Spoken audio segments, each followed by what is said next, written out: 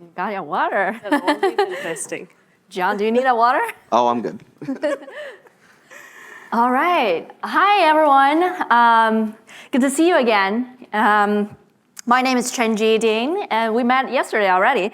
I'm a product manager with the Selling Partner API team, focusing on data security and risk management. How's everyone doing today? Good? Okay? Not so well? Yeah, most people are good. Okay, great. I hope you got coffee already and breakfast.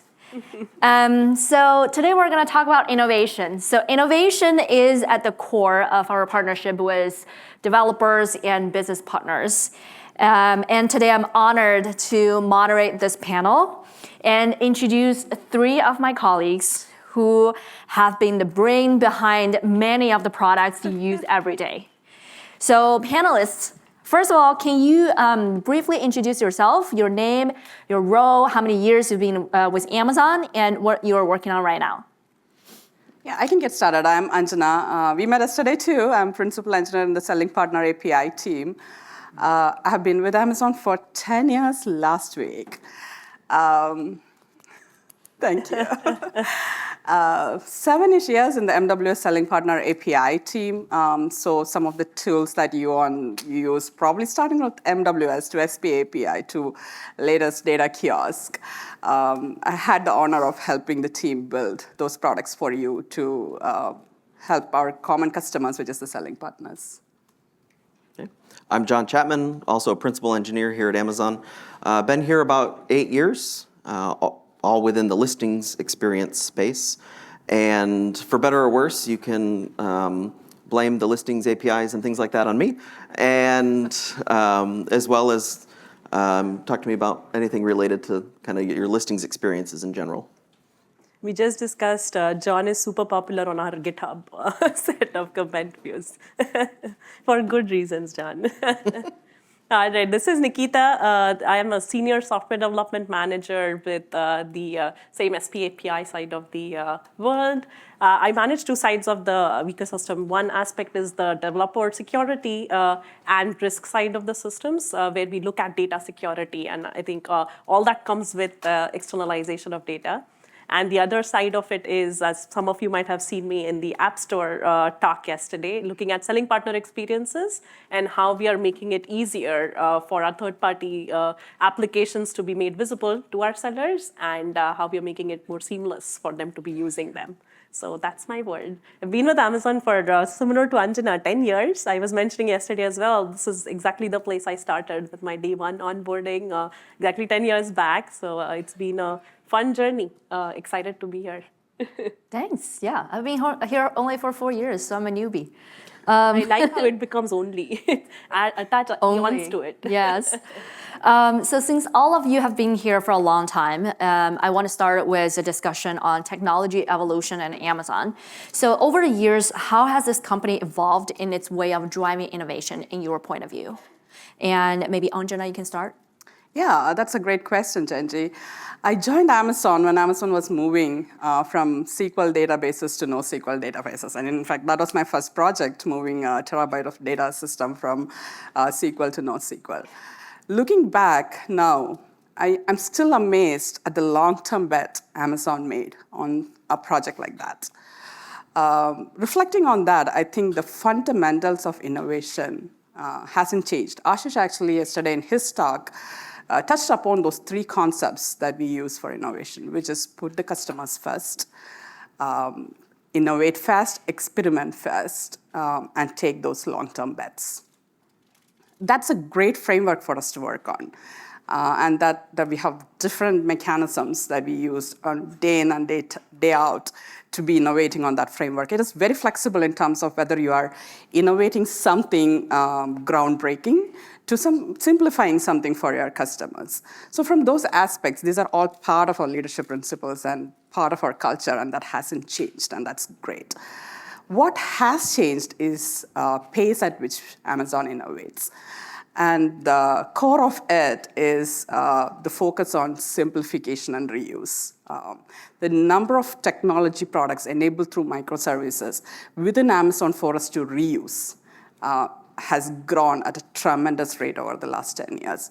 So what that helps us is every differentiated product or to focus on what that product need for customers and reuse the already built technology that is available for us internal to Amazon. You'll see that in Selling Partner API. When we were talking about moving from MWS to SP API, we knew that we need to do an industry standard auth model. We didn't build it ground up. We knew that we already have a product within Amazon, which is Login with Amazon.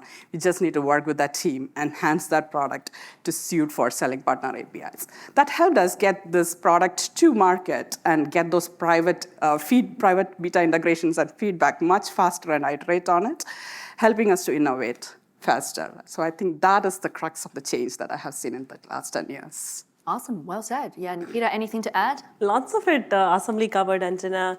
Reuse, invent, and simplify, I think, are coining to be the words as we think about innovation day in, day out. So really not reinventing the wheel versus looking for that differentiation factor that we are driving for towards our customer needs.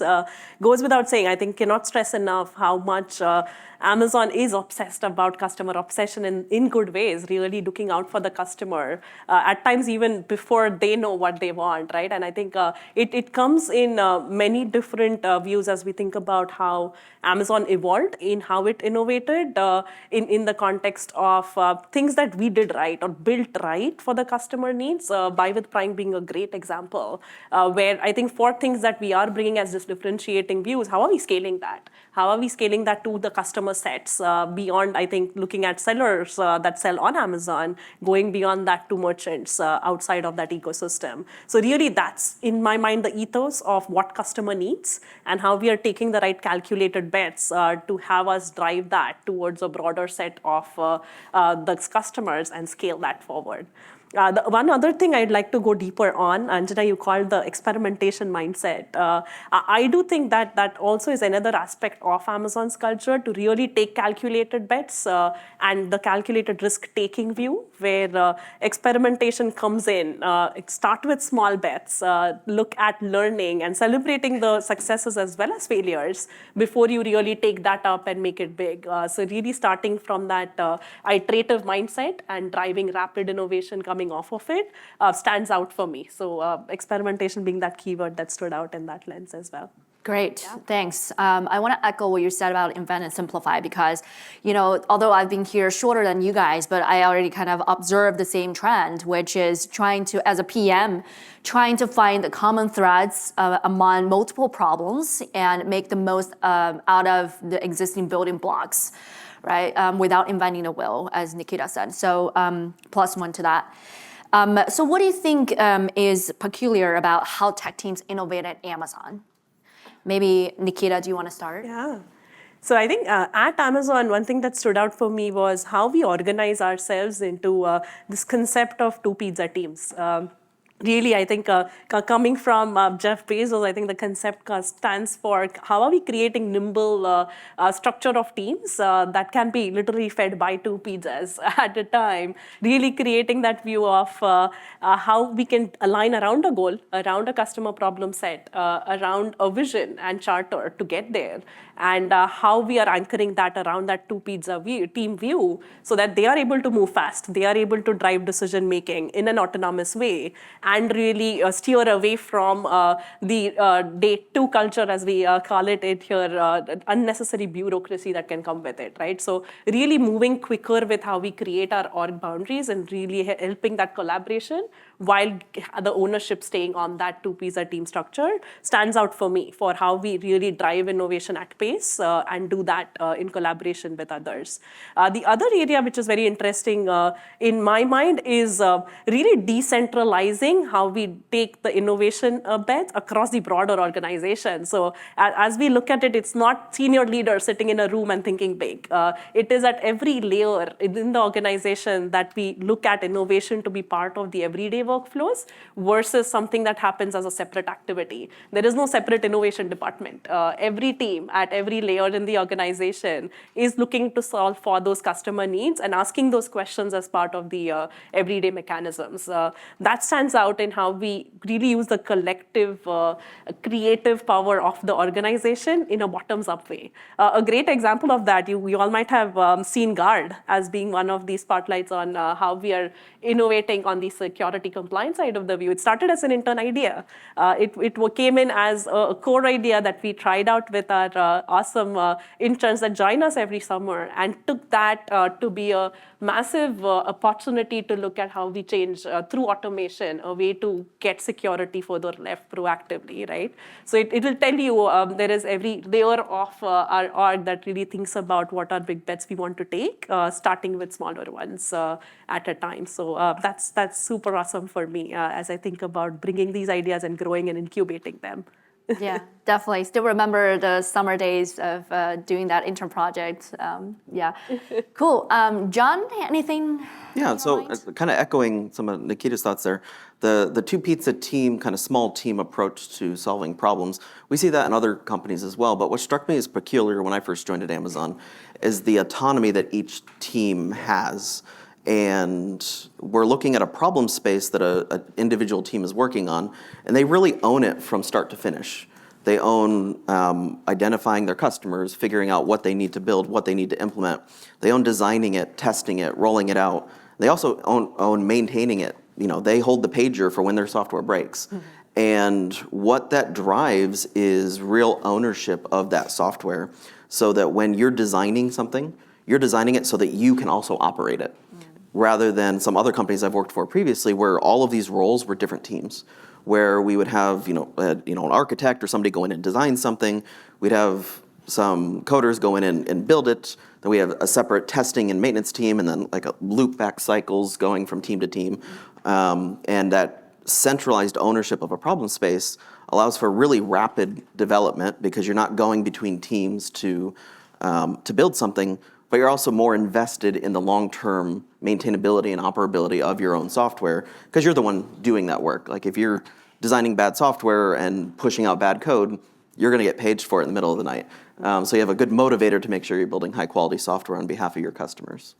Yeah, I totally agree. I think from the PM perspective, I agree with everything you guys said. And PM is really like, we're considering ourselves as the mini CEO. We own kind of the life cycle of a product together with the tech team, right? From like the proof of concept to development of the product, to go-to-market strategy, and to customer care and support. Like, for example, I don't remember how many calls I've been on with like many of you here about Guard, like, listening to, what's working, what's not working, and then we come back directly to like fix the problem right away. And my tech team has always been with us on the call, talking to the customer directly, owning this end to end. So that's super kind of peculiar about how teams organize in Amazon.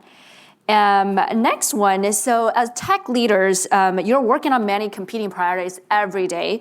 And how do you determine on a specific day what's going to be your priority of that day? And Anjana, I want to start with you. Yeah, definitely. As a principal engineer, at the core of it, I'm still a technologist, I'm still a developer, and I work deeply on certain topics. The topics that I work on a day-to-day basis are something that is very strategic in direction for my tech teams that I work with. So what is the next thing that I need to build for the customer, or what are some of the key technical roadblocks that my team is going to maybe face in the next 2 years, and how can I alleviate that problems? So that is definitely my major, as an individual contributor, delivery part. So to make sure I focus on that, I do not work on more than 2 of the strategic initiatives deeply at any point in time.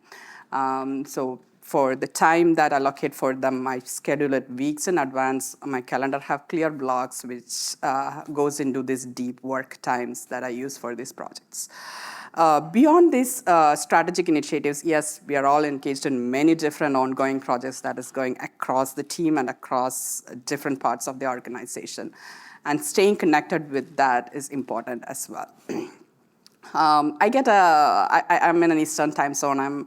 I work in Detroit, Michigan, so I get a early, quick, free time for me to prioritize my day-to-day work before the rest of the team in Seattle comes to work. So I definitely take advantage of that one. To really prioritize between what are the important customer-facing problems versus what is that is blocking my team from moving forward on the innovations that they are driving within their teams or within the projects that we have. Both of these are equally high priority to me. I make sure that my team and the customers are unblocked from what they are waiting on me for. Beyond that, afternoons are probably filled with meetings across different teams that I work with in Seattle and other organizations outside of my immediate team. One big part of my job is also being able to develop other tech leaders within the organization. So I do take that very seriously. And while I'm working on the strategic initiatives, I'm also looking for opportunities to carve out certain sections of these initiatives to other tech leaders to be able to help them and guide them and coach them to being the next leaders at Amazon.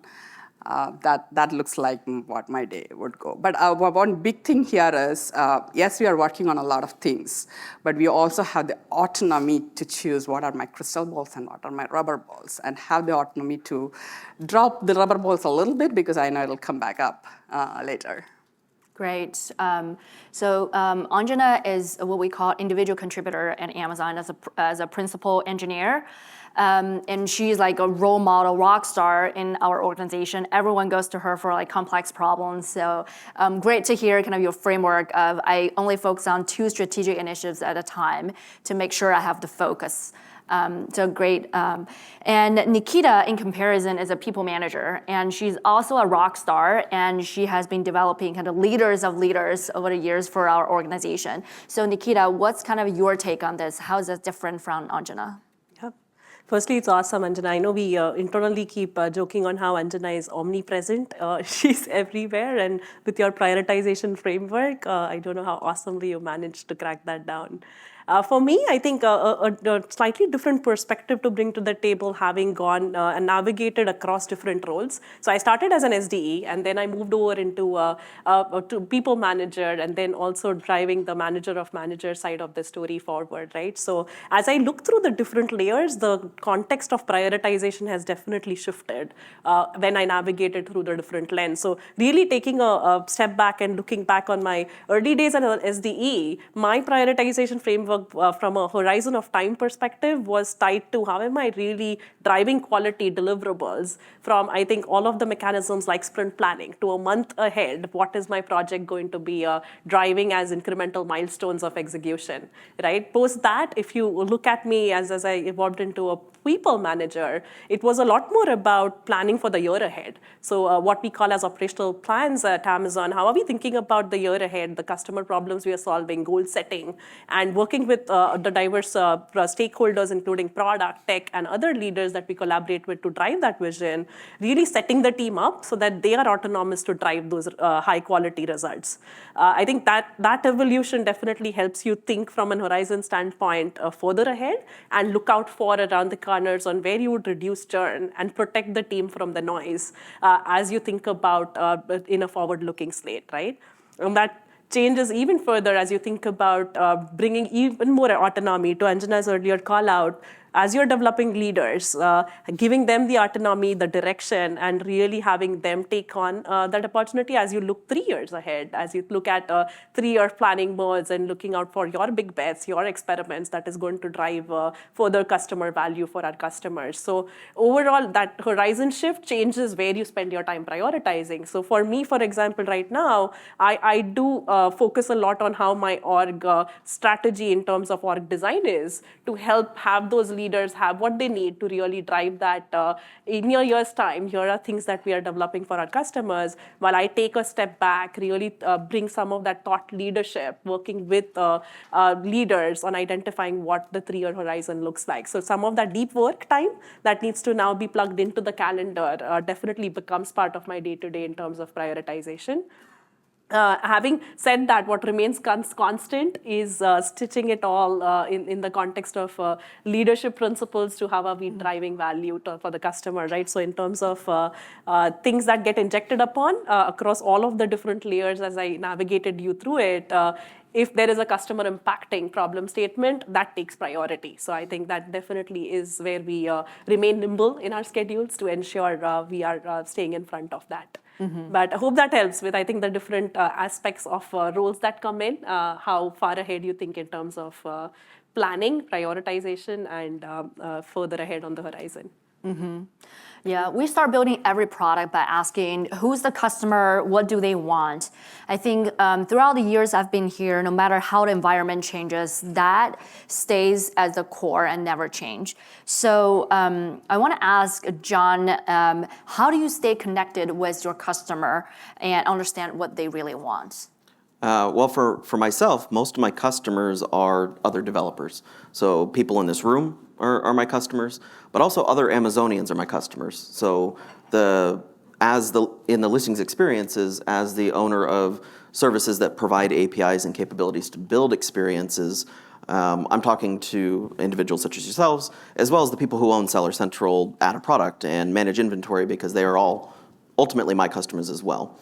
And what I find highly enjoyable to my work at Amazon is working with individual developers and problem solvers to go through a problem that they're facing or what they're trying to solve on behalf of their customers, or ultimately selling partners, and seeing people demo what they're doing and seeing different ways people have tried to solve a problem on behalf of their clients, and coming to realize that there's usually something more at a root cause that we can do better to improve kind of the underlying capabilities that will enable every experience to solve that problem more effectively or more efficiently.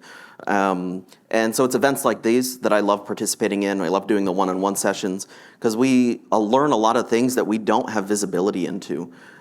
We can see metrics, we can see voice of the customer surveys and things like that, but actually seeing how developers have tried to solve a problem gives us way more insight into some of the complexities that you deal with that we would never see otherwise. And so that by far is one of my favorite ways to stay connected to developers as my customers, seeing how they're trying to solve the problems. Yeah. Anjana, how about you? Yeah, the one amazing thing of working at Amazon is that customer connection that John is talking about. We have multiple avenues, natural avenues that we have created ourselves for getting that customer connection. One big tool that we use is Chenji just mentioned, that we always ask who is your customer and what are you solving for them. That the whole PR FAQ process, which is a press release, frequently asked questions that we actually try to write before building any strategic initiatives within Amazon, is a great tool that I use to connect. For example, I'm pretty sure when we were building Data Kiosk, I, along with my product manager, have talked to many of you that resulted in what you see today as the product of Data Kiosk. I'm pretty sure we are not at any end of the journey. We are continuing to learn and iterate on these products as we go.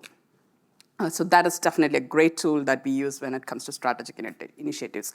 Other than that, day-to-day, any feedback that you give through account managers or solution architects or support teams, this get collected in something called a product feature request for my teams.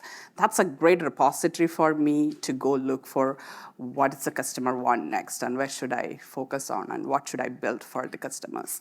Obviously, there are additional channels, like there is every quarterly business review, we have a VOC section, which I very passionately look for to understand what works for the customer and what doesn't. So all of these channels together help me stay connected to the customers. And obviously, there are also other public channels like GitHub. I was like telling John as well that how famous he is in GitHub, because I do love reading those comments and even and reacting to that as well. Awesome. Yeah, I think similarly, I think the best tool for me so far is just like phone calls or video calls with developer, right? Like sometimes we just email developers and say, hey, like, can we talk through a quick call, like 20 minutes call or 30 minutes call, just like walk through the problem. And that has been just like super productive because you just like, sorted out the problem on the call directly without back and forth. So like if any of you like, you all know our contact info, if any of you wants to have like more one-on-one calls with us, just to talk about an issue or a feature, feel free to reach out. I think, we would all love to connect with you kind of in person more. And going back to John, what tools or mechanisms do you use to maintain kind of the pace of innovation on behalf of the customers, besides like what you just mentioned? Yeah, one of my favorite, but yet somewhat daunting processes that we have here at Amazon is there's multiple variations of this that we call our 3-year vision process. So we set either a 3-year vision or a 3-year plan or a 3-year architecture plan of where we want to be 3 years from now. And it seems to be the sweet spot between not planning too short-sightedly, but also not planning so far in advance that we're never going to achieve that vision. And so what we do every year is each organization goes through this kind of 3-year planning process, and they identify where does this organization want to be in 3 years, and they use that to plan what they're going to do this year. And then next year we do the same process. We set, okay, 3 years from then, where do we want to be? And what course corrections do we need to do based on our previous year's 3-year vision, based on new learnings that we got from what we developed that year, different market trends, things like that, and especially different disruptors. So you can see generative AI and large language models and things like that are a huge disruptor to the entire ecosystem right now. And so all of our 3-year plans are adjusting to accommodate for that disruptive type technology. And our 3-year visions that we're developing right now are drastically different than they were last year because we're taking that into account now. Ultimately, we still have our North Star visions, what we want to do with our architecture, what we want to do with our products, but we adjust that each year accordingly. But I love being able to look out 3 years and say, we're marching towards this end state that we think we want to get to, but still have the mechanism to course correct and adjust each year. Mm-hmm. Well, Nikita, how about you? Yeah, I think firstly, +1, John. I think there is this philosophy we apply here at Amazon on be stubborn on the vision, be flexible on how we get there and course correct along the way. And the 3YP process, as we do that annually, I think does set us towards that. We do look out for 3 years out, but we do course correct along the way. So awesome mechanism that exists here at Amazon. To add to that, I think we're capitalizing on the PR FAQ process, the press release and frequently asked questions view. I think that's one way. I know I mentioned earlier Amazon is obsessed about being customer obsessed in good ways. The PR FAQ process and mechanisms like that really help us organically really adopt that mindset as we come on in. So I think when I came on in, it was not intuitive for me to think about, even before you develop a product, think about what that is going to look like when the product is out there through a press release, right? And that does help us clarify what's the real product value, what's the real customer need that we are solving for, and bring that and validate that as part of the process. So I have been part of PR FAQs where after we have gone through that entire process, we've gone back to say, no, not a good idea. Whereas where we've gone on to say, no, this is a big bet we should pursue. So it does help us internally level set as we go through that entire methodology ourselves. So big fan of how we think about leveraging that in our every day. The other one that stands out is the one-way door versus two-way door decision making. A lot of our docs have templated FAQs that we are forced into really thinking about the right mindset of how we think about calculated risk taking. And I'm a big fan of that view of one-way, two-way door decision making, because you don't want to be spending too much time thinking about when it comes to, I think, especially the experimentation mindset, answering that question, because it no longer then remains an experiment if you knew it up front. But at the same time, creating those low-cost ways where decisions are reversible and really pursuing that and seeing what we get on the other end, it helps to model our thinking around that one-way, two-way doors. A lot of them, as we get deeper into thinking, we'll be surprised are not as many one-way door decisions we are making along the way. So I think it's important to put those in perspective and really analyze how you can be moving faster with mechanisms that stand out like these. Yeah, awesome. John, you mentioned generative AI, and I get the sense that you're probably very excited about that. So I think you're already answering the next question, which is, I think all of you are technologists in your core, and now I want you to kind of take off your Amazonian hat and just to share your personal opinion and take on some of these. So which technical trend in today's world excites you the most, and which one scares you the most? And John, do you want to get into generative AI? Yeah, so like generative AI checks both boxes for me. So when I was growing up, not to age myself too much, the internet was brand new. We were seeing movies like Toy Story come out, and you were seeing all the really cool things you could create with computing, and just kind of at the precipice of we kind of knew at the time, I was still a kid, that the world was going to change with computing and the internet coming out of the 90s and forward. My dream was to be an animator at Pixar because I wanted to create things digitally. Obviously, I'm not doing that today. I'm sitting here. But now we're at a similar precipice, it feels like, especially for people who create things digitally. And so I take like a similar approach to how I would design something like visually to how I do coding and designing problems. Is like I see that all as the same type of digital creation process. And with generative AI, we're at this precipice where we're going from a human generating something digitally to now we have tools that will generate things for us. And what's exciting and scary about that at the same time is that it has the opportunity to help us create more or create better experiences, better visualizations and things like that. But it also has the ability to take out the human aspect of the creation process. And where in so many ways we've gotten so dependent on technology, like I can't navigate a city without my phone anymore. And I see the creative process changing similarly where we may lose our ability to create things if we rely too much on generative AI. But at the same time, it can enable us to do so much more. And so that's what's super exciting and super scary to me. As a content creator, both coding and visually, is like, what is this actually going to do to how we go through that process? Have you ever thought about losing your job because generative AI can take over? I'm sure many people in this room have that question in general. Yeah. Yeah, coding, right? Yeah. How about Nikita? Yeah. No, one thing on the topic of Gen AI, one aspect, I played around with DALL-E, the AI image generation side of the story, and I think that there was a point in time I had given up. So I have a toddler, a 15-month-old daughter. I'd given up on trying to get a non-blurry picture of her with my 3-year-old dog. And I got to this place where I could put in a near about description of them and got an awesomely generated view, animated view of what I could actually literally frame at home. So it's awesome where I think the creative aspects of what you mentioned are coming from machines.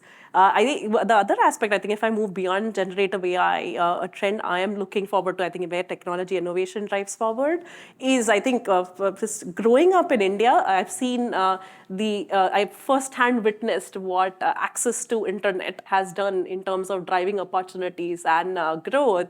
And as I look forward, I really see it as an opportunity to unlock for that 50% that's not yet connected. How can technology innovation really drive that connection, right? So be it helium balloons, be it shoe-sized networking boxes that really orbit around the Earth, really looking forward for tech innovation to drive that connectedness across the globe in low-cost ways. Can't wait for that layer of opportunities opening up broadly. Outside of that, I think to your question of what's scary, similar to, I think, on the same pane of glass as where John came from, I'm all about balance. So when it comes to when merging humans with machines, how far does that go? it's a scary thought to really not be able to recognize between the two and what's real, what's not real. So really looking for, I don't know if folks have seen Black Mirror, it's a creepy reality to be in the future. So those are definitely aspects of technology that scare me as of today.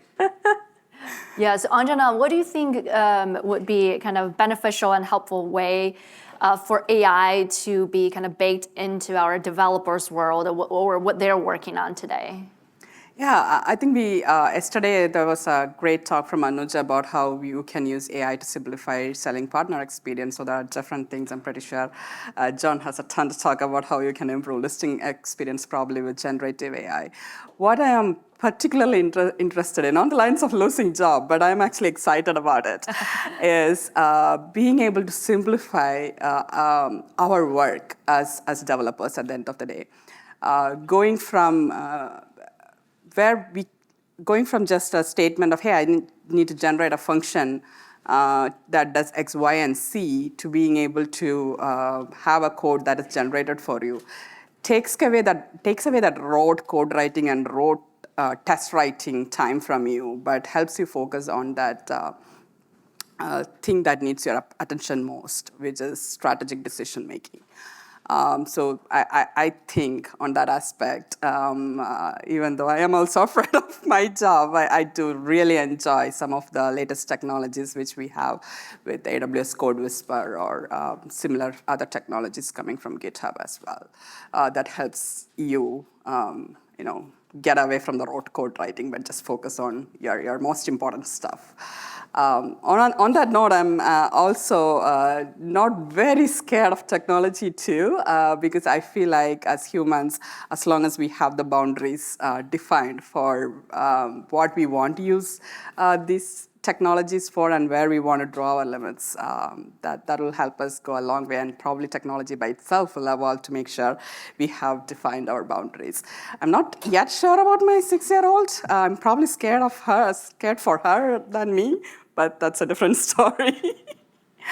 Yeah, going back to the AI guru of this panel, John, what do you think will be the helpful ways for developers to use AI? Well, I think it's similar to how development has changed over time in general. So, we went from writing raw assembly to writing C and C++, and now many people write in frameworks like Java and Node.js, and all of these things have helped make developers more productive. As a Java developer, I don't deal with memory management. I don't go delete objects out of memory anymore. Like, it's abstracting me from the computer and letting me focus on business logic.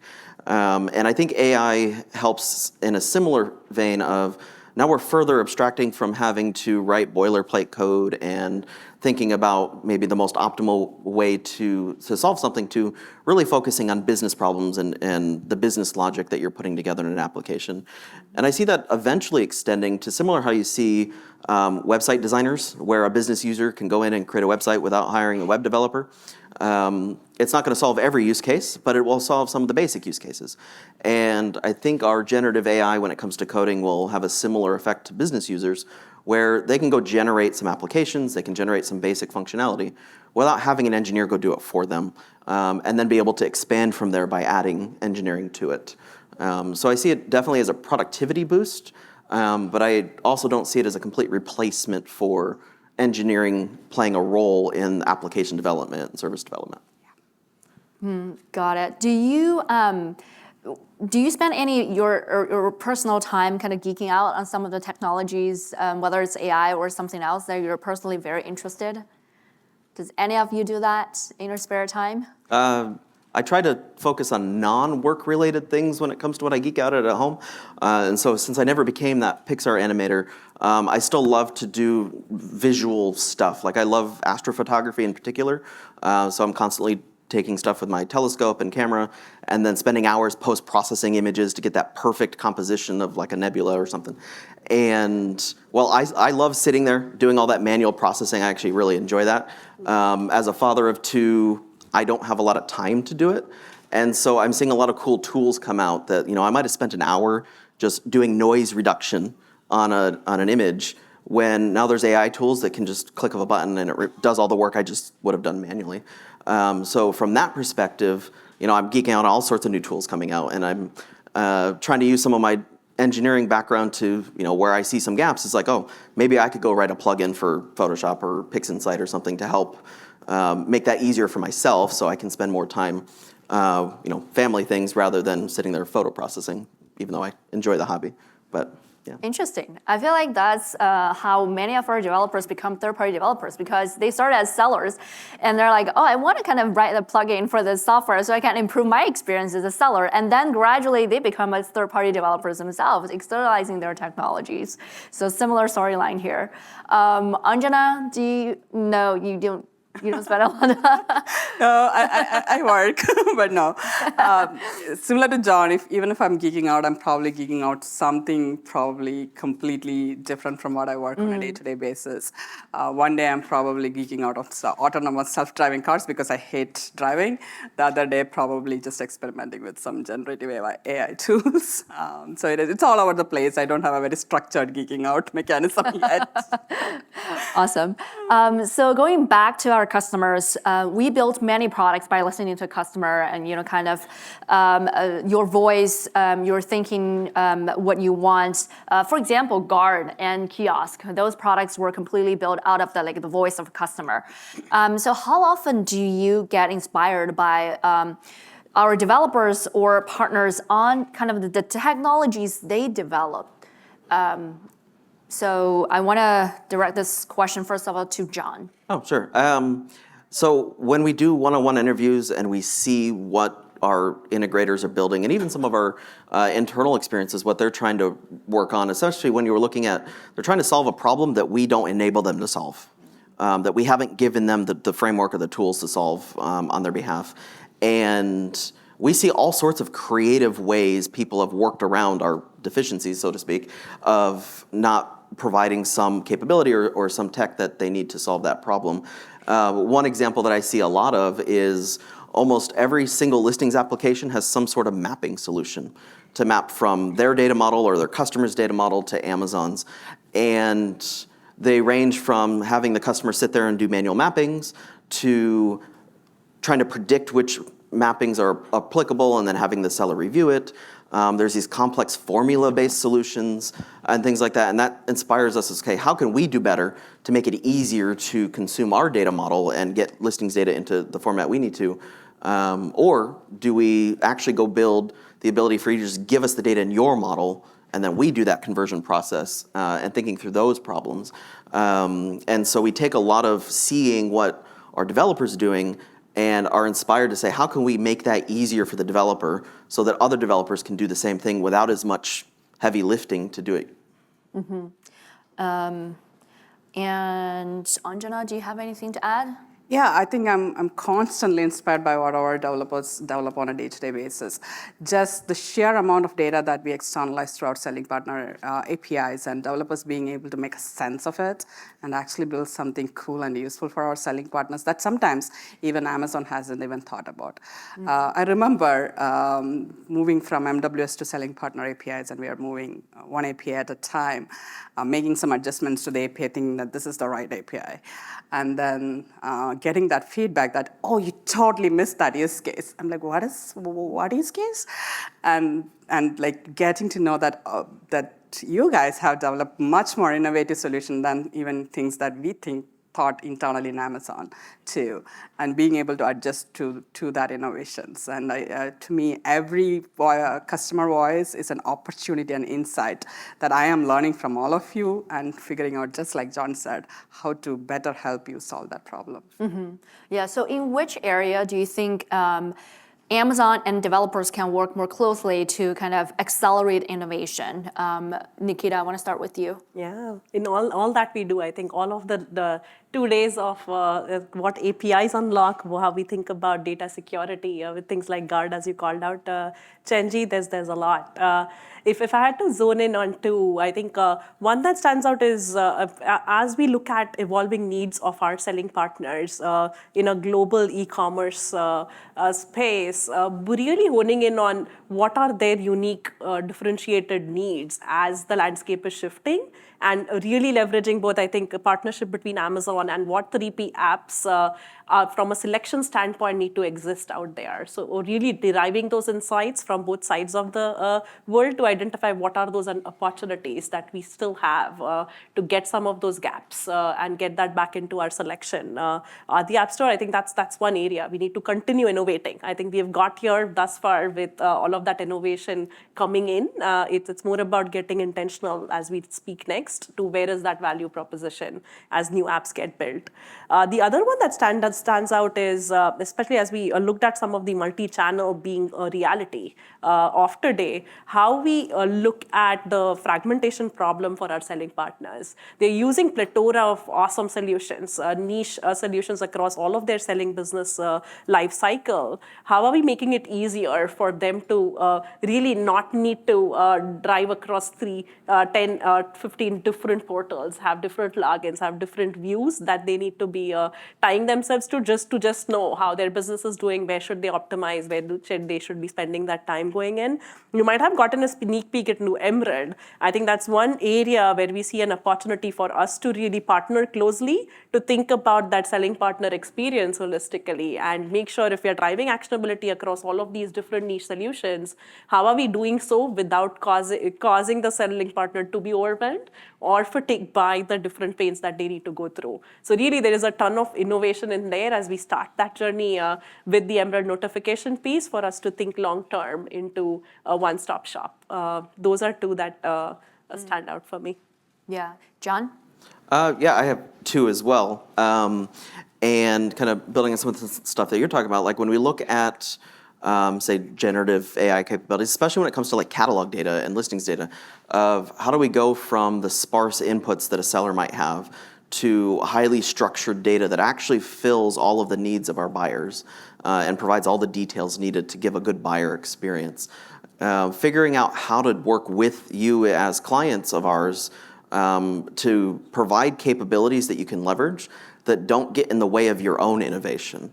And that balance is, we don't know how to do that yet. We're just right on the precipice. We're trying to figure out how do we do it for our own experiences, say on Settler Central, while allowing you to opt in or opt out of going through that journey with us for your use cases. You may be better served by just creating a data mapping and getting data from one system to another, and that solves your use case. But you may also want to leverage your own generative capabilities and to provide other value adds of helping people write marketing copy and things like that that maybe we aren't solving for in our generative AI solutions. So definitely working with developers who are interested in that space to help us define what that space should even look like. Because like I said, we don't know right now. The other area that I see us working more closely with developers, and I actually inspired from one of our Brazil developers that we met when our team visited there, that they're going after potential customers of Amazon who don't even use computers. They don't even use cell phones today. And it's a problem space that, as sitting here in the US, I don't even think about something like that. It's so ubiquitous that everybody at least has a cell phone. Like I don't know anybody who doesn't have a cell phone. No offense to anybody if you actually don't have a cell phone, but I don't know anybody who doesn't have a cell phone. And so using e-commerce solutions or even just like mom and pop, like brick and mortar type solutions to let's get you onto a device that helps you manage your inventory. And then let's help you get to upgrade to an e-commerce presence with local delivery options and things like that. And seeing how integrators are going in and helping individuals out in the world come with us on our seller journey on our behalf is just super inspiring to see. But it's also one, it's like, how can I help that integrator better solve that problem? And kind of go after the individuals that I've never even considered before. And so that's where working together with you guys and seeing personas and selling partner use cases that I've never even thought of before. It's super exciting to see those. Wow, amazing. I love that anecdote and story. I think that's a great ending note of the panel. So that concludes the panel for today. And I want to say a big thank you to all the panelists here for inspiring conversations like this. Also want to thank all of you in the audience for partnership and for years of support and collaboration with us. And we look forward to more exciting journeys together. Thank you.